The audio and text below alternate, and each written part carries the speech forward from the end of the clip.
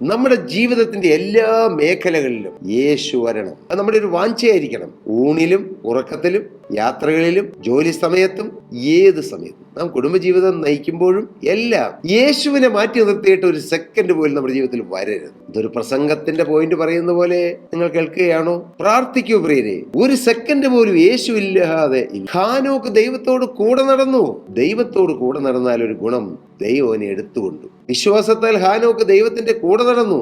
അവൻ ദൈവത്തെ പ്രസാദിപ്പിച്ചുവെന്ന് അവൻ എടുക്കപ്പെട്ടതിന് മുമ്പേ സാക്ഷ്യം പ്രാപിച്ചു. ദൈവം അവനെ എടുത്തുകൊണ്ടു. സ്തോത്രം! എത്ര അനുഗ്രഹിക്കപ്പെട്ട ജീവിതമാണത്. നമ്മൾ വിചാരിക്കും ഹാനോക്കിനെ കുറിച്ച് പറയുമ്പോൾ, ഹാനോക്കിന്റെ കാലഘട്ടത്തിൽ ഒന്ന് ജീവിച്ചിരുന്നെങ്കിൽ, ഹാനോക്കിനെ പോലെ ഒന്ന് നടക്കാൻ പറ്റിയെങ്കിൽ ദൈവത്തോടെ. എന്റെ പ്രിയരെ, ഈ കാലഘട്ടത്തിലും നടക്കും.